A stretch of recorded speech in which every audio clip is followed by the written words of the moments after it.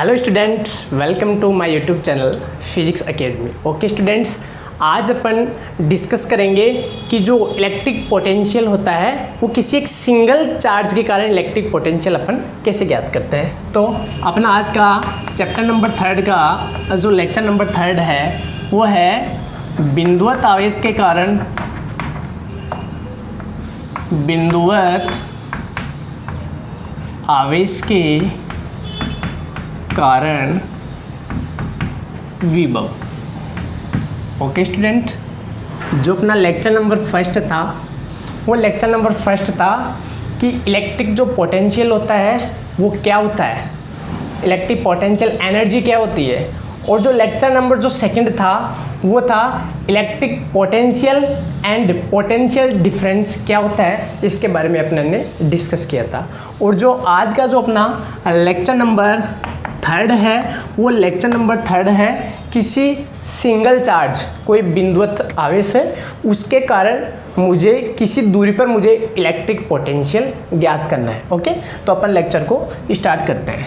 तो देखिए, ये एक सिंगल चार्ज है। मैंने यहाँ इस O बिंदु पर एक सिंगल चार्ज ले लिया और इससे R दूरी पर एक P बिंदु है जहाँ मुझे इलेक्ट्रिक पोटेंशियल ज्ञात करना है। यहाँ मुझे इलेक्ट्रिक पोटेंशियल ज्ञात करना है, ये P बिंदु है।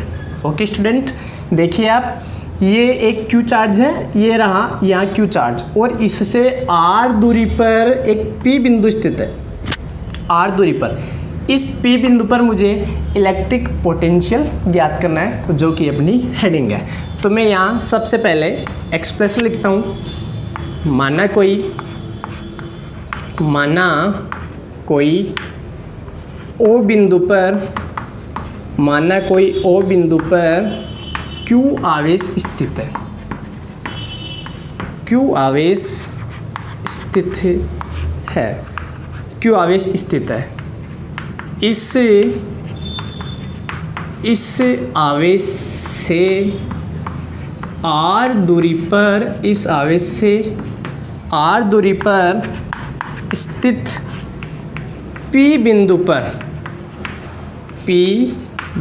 पर विद्युत विभव ज्ञात करना है, विद्युत विभव ज्ञात करना है।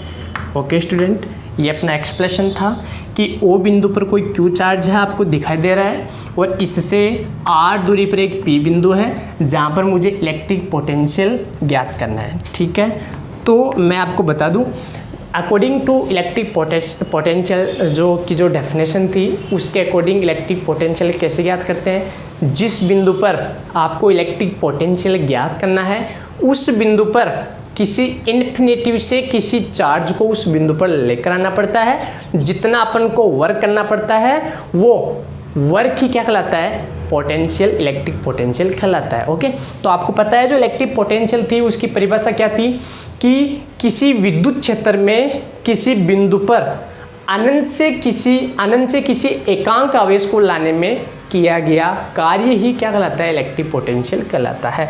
तो मैं क्या करूँगा कि मुझे इस P बिंदु पर इलेक्ट्रिक पोटेंशियल ज्ञात करना है, तो मुझे इस P बिंदु पर इन्फिनिटी से किसी आवेश को लाना पड़ेगा, किसी परीक्षण आवेश को। मैंने बोल दिया कि किसी परीक्षण आवेश को इन्फिनिटी से इस P बिंदु पर लाना पड़ेगा। मुझे जितना वर्क करना पड़ेगा वो वर्क ही क्या कहलाएगा, इलेक्ट्रिक पोटेंशियल कहलाएगा। तो मैं यहाँ लिखता हूँ कि P बिंदु पर विभव ज्ञात करने के लिए अपन को क्या करना पड़ेगा, P बिंदु पर विभव ज्ञात करने के लिए मुझे P बिंदु पर विभव ज्ञात करना है। तो मुझे क्या करना पड़ेगा कि किसी परीक्षण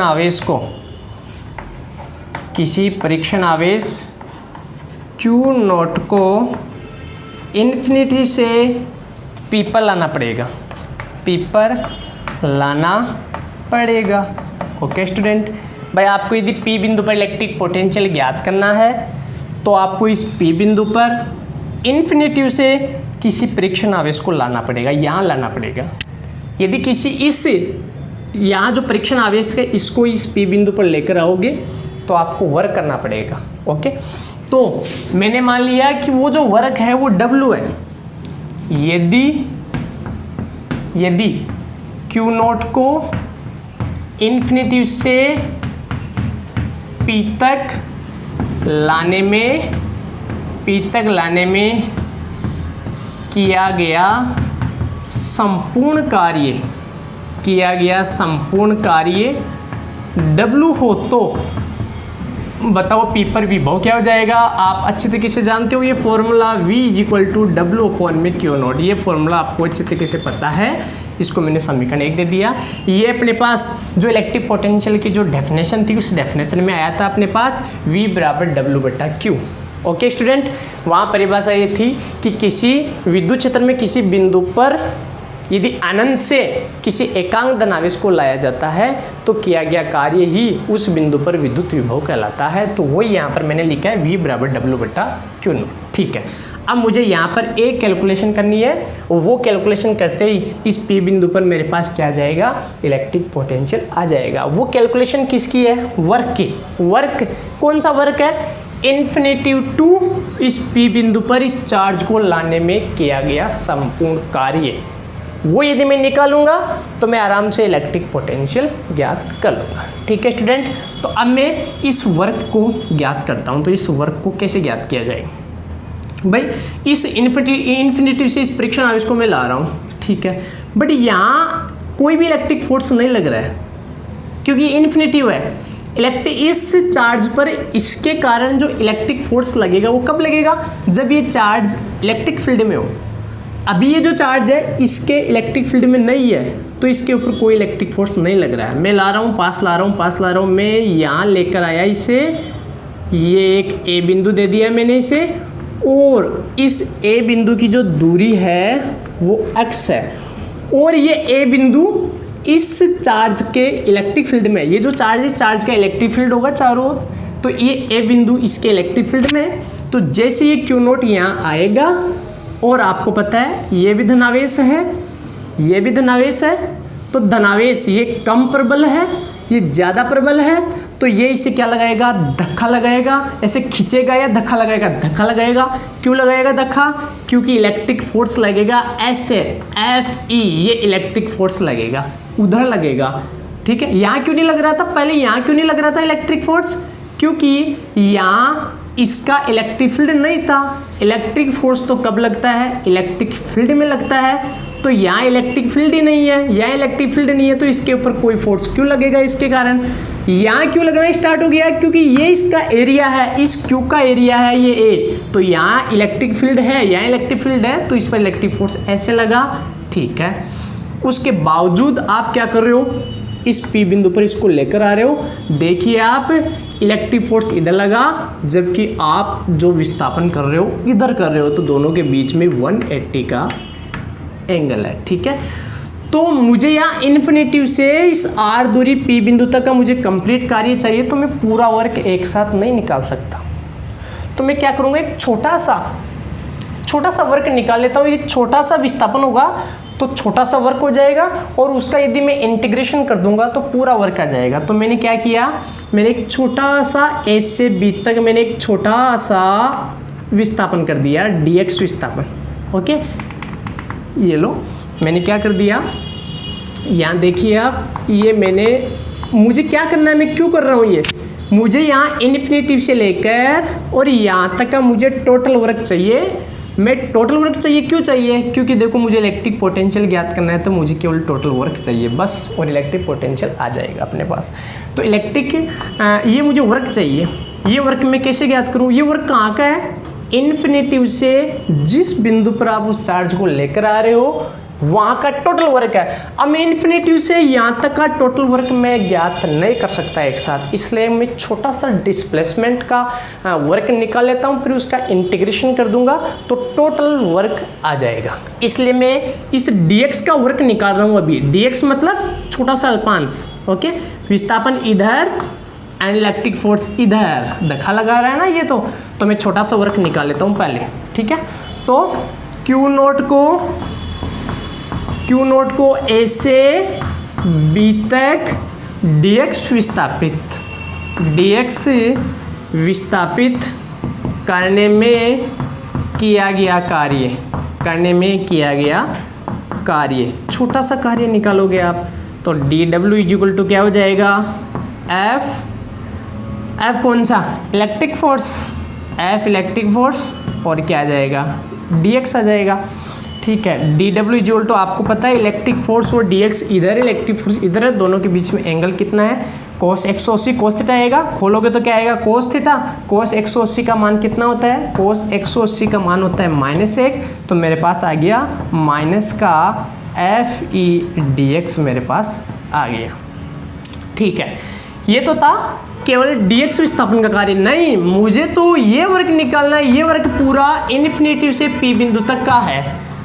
तो इन्फिनिटी एक बार FE की वैल्यू रख देते हैं अपन, यहाँ पर FE क्या है, यहाँ पर इलेक्ट्रिक फोर्स क्या है, इलेक्ट्रिक फोर्स लगना कब स्टार्ट हुआ, यहाँ A बिंदु पर, यहाँ Q0 आया और यहाँ पर Q है, दोनों के बीच की डिस्टेंस x है और यहाँ पर इसके कारण इलेक्ट्रिक फोर्स लगना स्टार्ट हो गया था।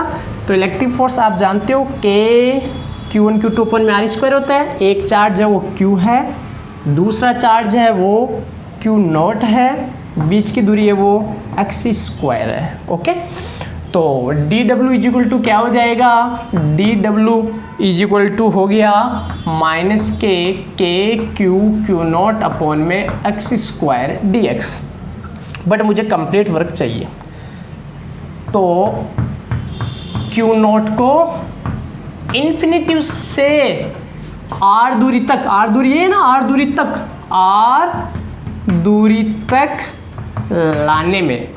तक लाने में किया गया कार्य, वो क्या हो जाएगा, तो आपको पता है w इक्वल टू dw का इंटीग्रेशन कर दो, कहाँ से कहाँ तक, इन्फिनिटी टू r। ठीक है, तो क्या आ गया, इन्फिनिटी टू r, dw का मान कितना है, -k Q0 अपॉन में x² dx।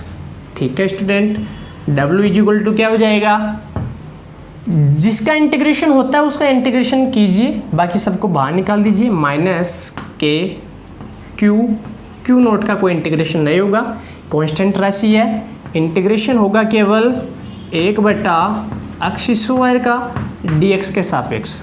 Okay, -k Q0 आपको अच्छी तरीके से पता होगा, 1/x² का dx के सापेक्ष जो इंटीग्रेशन होता है -k 1/x। ओके, तो यहाँ मैंने इंटीग्रेशन कर दिया इसका -k 1/x और लिमिट आ गई infinity to r। w equal to क्या हो जाएगा, इस माइनस को यहाँ ले लूँ, एक माइनस है, एक माइनस ये रहा तो प्लस हो जाएगा, k Q0 एंड इन्फिनिटी रखो 1/ upper limit 1/r minus low limit 1/अनंत। 1/अनंत कितना होता है, 1/अनंत होता है 0, तो ये वैल्यू 0 हो गई। w इक्वल टू हो गया k Q0 अपॉन में r। ओके स्टूडेंट, ये अपने पास वर्क आ गया।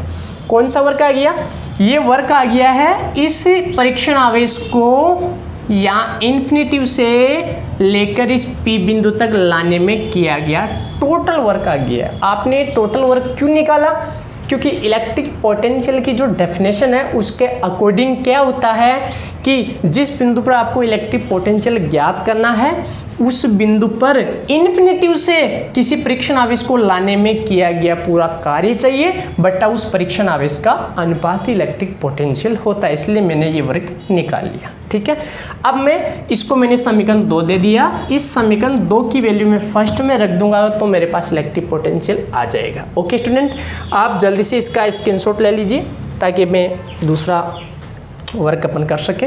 आपने स्क्रीनशॉट ले लिया होगा इसका, तो मैं इसको मिटा रहा हूँ। हाँ, तो देखो, तो इस समीकरण 1 में वैल्यू रख देते हैं। समीकरण 1 में मान रखने पर, ओके, समीकरण 1 में मान रख दो तो electric potential is equal to W की वैल्यू आई थी k Q0 अपॉन में R और Q0 का भाग दे दिया तो मेरे पास जो वैल्यू आ गई वो आ गई के क्यू अपॉन में आर, मतलब electric potential is equal to K Q upon में आर आ गया मेरे पास। ये कौन सा इलेक्ट्रिक पोटेंशियल है? क्यू आवेश के कारण आर दूरी पर पी बिंदु का इलेक्ट्रिक पोटेंशियल है। ये पी बिंदु पर इलेक्ट्रिक पोटेंशियल निकालिए मैंने। वी बराबर क्या आ गया मेरे पास? वी बराबर आ गया मेरे पास वी बराबर के क्यू अपॉन में आर। ओके, तो यहाँ देखिए कुछ पॉइंट लिखते हैं। यदि निर्वात हो तो इन दोनों आवेशों के मध्य निर्वात हो तो बताइए, ये जो दोनों आवेश है इन दोनों आवेशों के बीच में क्या हो? निर्वात हो। तो आपको पता है निर्वात में के क्यू वैल्यू होती है 1/4 पाई एप्सिलॉन नॉट। तो V इक्वल टू आ गया मेरे पास, के की वैल्यू रख दो 1/4 pi epsilon not Q upon में आर। ये मेरे पास जो इलेक्ट्रिक पोटेंशियल आ गया वो V नॉट आ गया। V नॉट का मतलब मेरे पास इलेक्ट्रिक पोटेंशियल आ गया, निर्वात का इलेक्ट्रिक पोटेंशियल। निर्वात का मतलब समझ गए आप कि यहाँ जो ये चार्ज है और जो ये चार्ज है, ये परीक्षण आवेश है, ये जो पूरा एरिया है ये निर्वात है, इसके अंदर कोई भी मीडियम नहीं है। तो इलेक्ट्रिक पोटेंशियल मेरे पास आ गया 1/4 pi epsilon not Q upon में आर। ठीक है, अब मैं बात करता हूँ कि यदि माध्यम हो तो माध्यम में क्या हो जाएगा बताइए? माध्यम में क्या हो जाएगा? मतलब दोनों चार्जों के बीच में ये जो एरिया है यहाँ पर कोई मीडियम भरा हुआ हो, एप्सिलॉन आर परावैद्युतांक का कोई मीडियम भरा हुआ हो, तो क्या इलेक्ट्रिक पोटेंशियल क्या हो जाएगा? कम हो जाएगा इलेक्ट्रिक पोटेंशियल या फिर ज़्यादा हो जाएगा? इसके बारे में अपन देखते हैं। तो माध्यम में के की जो वैल्यू होती है वो होती है 1/4 पाई एप्सिलॉन, जहाँ एप्सिलॉन माध्यम की विद्युतशीलता है। तो 4 पाई एप्सिलॉन बराबर आप अच्छे तरीके से जानते होंगे कि परावैद्युतांक बराबर होता है माध्यम की विद्युतशीलता बटा निर्वात की विद्युतशीलता। तो माध्यम की विद्युतशीलता इज इक्वल टू हो गई epsilon not epsilon R. Okay student, तो एप्सिलॉन नॉट एप्सिलॉन आर आ गई। तो के की वैल्यू आ गई मेरे पास 1/4 pi epsilon not epsilon R. तो यहाँ मैं अब इलेक्ट्रिक पोटेंशियल निकाल लेता हूँ। यहाँ आपने इसका स्क्रीनशॉट ले लिया होगा, इसको मिटा देता हूँ मैं। ये लो, इसको मिटा दिया। और अब अपन निकालते हैं पोटेंशियल क्या हो जाएगा माध्यम में। के की वैल्यू कितनी है? 1/4 पाई, ये मीडियम में पोटेंशियल है इसलिए मीडियम एम लगा दो। 1/4 pi epsilon not epsilon R, ये तो अपने पास के की वैल्यू आ गई और क्यू अपॉन में क्या आ गया? आर आ गया। तो पोटेंशियल मीडियम में पोटेंशियल इज इक्वल टू हो जाएगा, ये आपने कहीं देखा होगा 1/4 पाई एप्सिलॉन नॉट और क्यू अपॉन में आर, कहीं देखा होगा आपने। 1/4 pi epsilon not Q upon में आर, ये है निर्वात का इलेक्ट्रिक पोटेंशियल है, बटे में आ गया एप्सिलॉन आर। तो ये आ गया अपने पास मीडियम का पोटेंशियल एंड निर्वात का पोटेंशियल, दोनों के बीच में रिलेशन आ गया अपने पास कि मीडियम का पोटेंशियल अपन को प्राप्त होता है जब जो निर्वात का पोटेंशियल है उसमें एप्सिलॉन आर का भाग दे दिया जाता है, तब प्राप्त होता है। तो बताइए दोनों राशि में से कौन सी राशि बड़ी है? ये जो मीडियम का पोटेंशियल है वो निर्वात वाले पोटेंशियल में एप्सिलॉन आर का भाग देने पर प्राप्त हो रहा है। इसका मतलब ये हुआ कि मीडियम में जो पोटेंशियल है वो निर्वात से क्या है? कम है। क्योंकि आपको समझ में आ रहा है, क्योंकि मीडियम में पोटेंशियल इस राशि में इसका भाग देने के बाद में प्राप्त हो रहा है। तो किसी भी राशि में यदि भाग देते हैं तो जो राशि प्राप्त होती है वो छोटी राशि प्राप्त होती है। तो मीडियम में जो पोटेंशियल है वो बहुत ही कम प्राप्त हुआ है और जो निर्वात में जो पोटेंशियल है वो बहुत ज़्यादा है। तो अपन क्या लिखेंगे? अपने लिखेंगे कि निर्वात में विद्युत विभव वो क्या होता है? माध्यम से अधिक होता है। जो निर्वात में विभव होता है वो ज़्यादा होता है और जो माध्यम में जो विभव होता है वो क्या होता है? कम होता है। ओके, तो ये अपना माध्यम का हो गया, ये निर्वात का हो गया और ये अपने पास इलेक्ट्रिक पोटेंशियल का फॉर्मूला हो गया। अपन आगे बढ़ते हैं तो इस इलेक्ट्रिक पोटेंशियल पर बात करते हैं कि डिस्टेंस के साथ इसका क्या रिलेशन है। ठीक है, तो मैं इसको मिटा देता हूँ, आपने स्क्रीनशॉट ले लिया होगा। तो देखिए अपने फॉर्मूला पढ़ा था इसका, V इक्वल टू क्या आया था अपने पास? के क्यू अपॉन में आर है। तो यहाँ आपको क्या पता चला कि potential inversely proportional to small R. कहने का मतलब क्या हुआ कि आवेश से जैसे जैसे दूरी बढ़ेगी, आवेश से दूरी बढ़ने पर जो विद्युत विभव है, आवेश से दूरी बढ़ने पर जो विद्युत विभव है वो कम हो रहा है, ज़्यादा हो रहा है? दूरी बढ़ेगी तो विभव क्या होगा? विद्युत विभव कम होता जाएगा।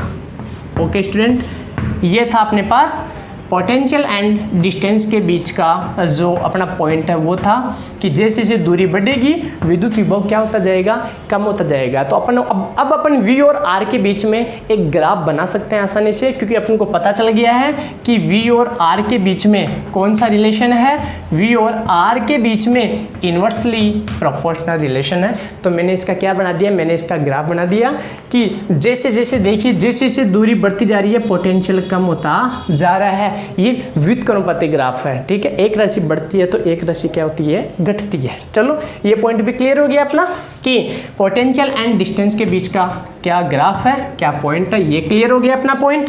मीडियम में अपन इलेक्ट्रिक पोटेंशियल निकाल लिया और निर्वात में अपन इलेक्ट्रिक पोटेंशियल निकाल लिया और इलेक्ट्रिक पोटेंशियल का जो मेन फॉर्मूला है वो अपन ने निकाल लिया।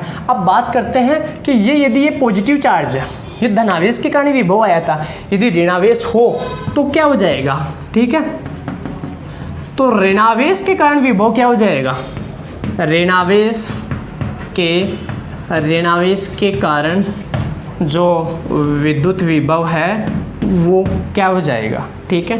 जो धनावेश के कारण आपको पता है कि धनावेश के कारण क्या आया था, धनावेश के कारण जो आया था वो था V बराबर KQ/R।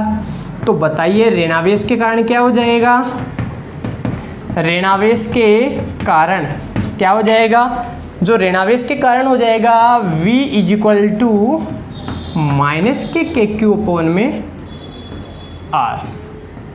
ओके, ये तो पॉजिटिव चार्ज के कारण है V बराबर KQ/R और ये नेगेटिव चार्ज के कारण है V बराबर क्या हो गया, -KQ/R। ओके, इसका विस्तार पूर्व देखें अपन कि ये नेगेटिव कैसे आया। ये नेगेटिव ऐसे नहीं आया कि -Q चार्ज है तो अपन ने माइनस लगा दिया। इस नेगेटिव आने का रीज़न है कि यहाँ यदि ये नेगेटिव चार्ज रहेगा, देखना आप, ये नेगेटिव ऐसे नहीं आया है कि ये पॉजिटिव है तो +KQ/R हो गया और नेगेटिव है तो -KQ/R हो गया। ये नेगेटिव ऐसे नहीं आया है, इसका जो रीजन है वो डेरिवेशन से है। अब डेरिवेशन से नेगेटिव का रीजन देखते हैं क्या है। तो देखिए ये आपके पॉजिटिव चार्ज था तो अपने पास V बराबर KQ/R आया था। यदि मैं इसको नेगेटिव चार्ज लूँ तो देखना आप, ये रहा नेगेटिव चार्ज, ओके, ये रहा परीक्षण आवेश, इस A बिंदु पर पॉजिटिव चार्ज है। तो नेगेटिव चार्ज पॉजिटिव चार्ज को क्या करेगा, खींचेगा, अट्रैक्ट करेगा, ठीक है। तो विस्थापन भी इधर है, इलेक्ट्रिक फोर्स भी इधर है, तो डायरेक्शन जो इलेक्ट्रिक फोर्स FE और DX के बीच में जो एंगल है पहले cos 180 आया था, इस कारण वो नेगेटिव चिन्ह वहाँ नहीं आया था। अब यहाँ पर जो इलेक्ट्रिक फोर्स भी इधर लग रहा है, डिस्प्लेसमेंट भी इधर है, तो cos 0 आएगा। cos 0 की वैल्यू कितनी होती है, +1 होती है। अब जो नेगेटिव चिन्ह आएगा वो कौन सा आएगा, 1/x² का जो इंटीग्रेशन करोगे तो -1/x आएगा, तो वो नेगेटिव चिन्ह बचा रह जाएगा और -KQ/R आ जाएगा। यहाँ वो नेगेटिव चिन्ह क्यों नहीं आया, क्योंकि यहाँ देखिए यहाँ 2 बार नेगेटिव हो रहा है। 2 बार नेगेटिव मतलब इलेक्ट्रिक फोर्स इधर और डिस्प्लेसमेंट इधर, तो एक तो cos 180 हो गया तो ये यहाँ नेगेटिव हो गया। एक वहाँ 1/x² का इंटीग्रेशन करोगे तो वो वहाँ नेगेटिव आ गया, नेगेटिव क्या हो गया, पॉजिटिव हो गया। इसलिए ये सूत्र पॉजिटिव में आता है और ये सूत्र किस में आता है, नेगेटिव में आता है। क्यों, क्योंकि यहाँ पर इंटीग्रेशन वाला नेगेटिव बच जाता है और यहाँ जो एंगल है cos थीटा है वो नेगेटिव आता नहीं है। इसलिए नेगेटिव चार्ज के कारण पोटेंशियल ये आ गया, पॉजिटिव के कारण पोटेंशियल ये आ गया और पोटेंशियल एंड जो डिस्टेंस है उसके बीच का ग्राफ ये आ गया।